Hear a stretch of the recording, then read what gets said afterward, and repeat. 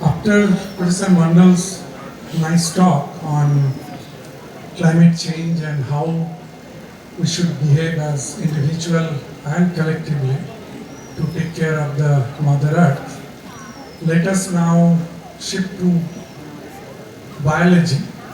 And today I will be talking on a bacteria which is called Helicobacter pylori. And this bacteria causes gastric ulcer and gastric adenocarcinoma. Now, the compiler has already given a brief introduction of Professor Mahalanobis, but I had few slides. I thought that we forget our scientific contributions and also the scientists. So let us look at what they have done, and then I will try to connect our work with what he has done. And I was at Special Center for Molecular Medicine, JNU, where I spent almost 23 years before I moved to Terry School of Advanced Studies.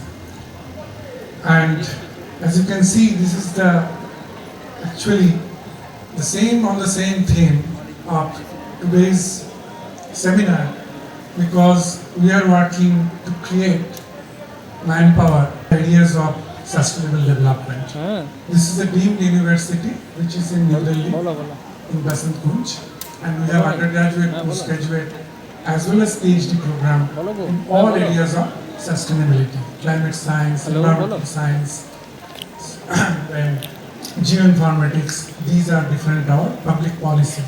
So Professor Mandal also said that whatever rule you make, then it has to be executed. And also the public policies, these are based on the research which we do. And these are the areas which we are doing at TEDxAS.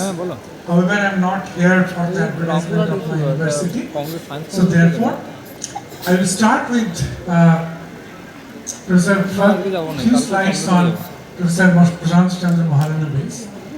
And as you can see that he actually traversed all areas. And this is a legendary example of interdisciplinary research. See, he was a physicist by training, then a statistician by instinct, and a planner by conviction. Now, these are some of his contributions. Builder of Indian Statistical Institute, we know that. He was also the organizer of the Indian Statistical Systems, which was not heard of that time. Pioneer of the applications of statistical techniques to practical problems, and I will come to that briefly. And architect of the Indian second 5-year plan. With his indomitable courage, he built a new territory of knowledge for the advancement of science and society. Now, he started his career school from Brahmo Boys School in 1904. He earned bachelor degree in science with honors in physics, a statistician with honors in physics from the Calcutta University, which was under Presidency University that time, before he sailed to England and joined Cambridge University. Now in Cambridge, he got 2 degrees, one in physics and then another one in mathematics. And this is where, during this time, he met mathematician Srinivasan Ramanujan in Cambridge. And that was the spark of his transition to statistics. Early career, he actually taught 33 years physics, no statistics. 33 years, he started as a temporary professor in 1915. So look at the arch. As soon as he finished in Cambridge, he immediately came back and started his career in Presidency College, and 33 years he taught there physics. He was also the principal of Presidency College. And not only that, he served as the meteorologist in Alipur Observatory. So look at the transition, physics, then meteorologist. So a true leader and academician actually has no boundaries. He or she can sail in all areas. And that was almost 4 years. And this is at the time when he was a professor of physics at Presidency College. That time he was involved, and that seat was there from Cambridge when he met Professor Ramanujan, and he set up the first statistical laboratory in the Baker Hall. Many of you now may know if you go to Presidency College. So he started the first statistical lab in Baker Hall, and that was in early 20s. And in the initial phase, the statistical research that dealt with, look at this, flood control in North Bengal and Orissa. So another example of whatever you do in the lab, whatever research you do, try to put that in the field. The translation, which is a buzzword now.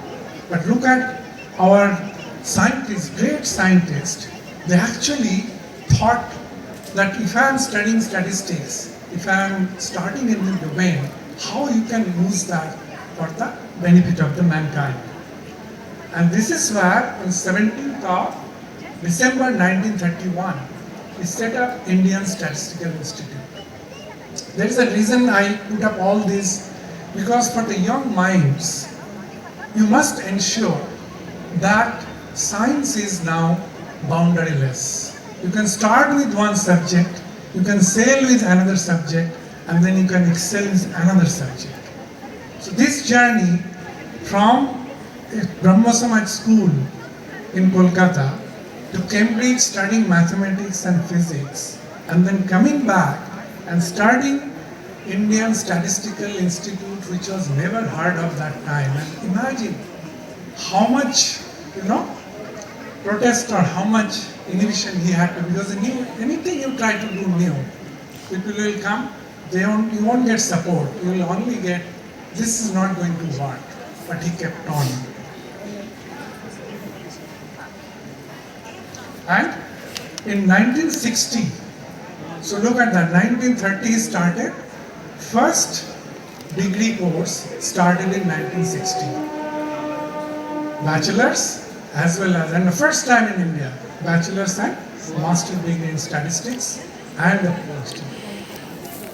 So, the major finding, if I want to conclude in one sentence, is statistical measure, and that is called Mahalanobis distance.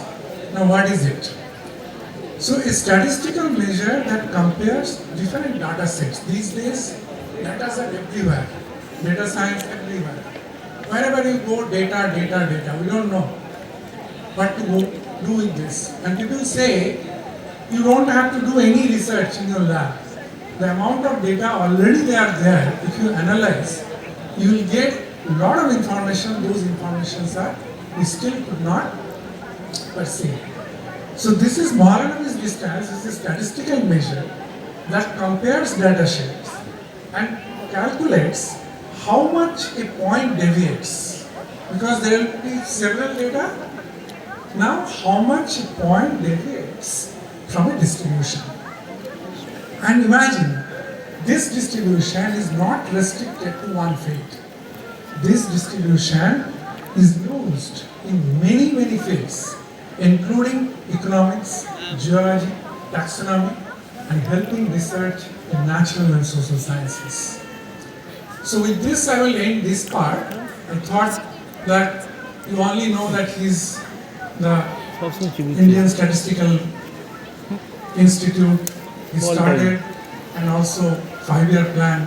But there are several things, and once you go through the journey, then you realize the true leader thinks ahead.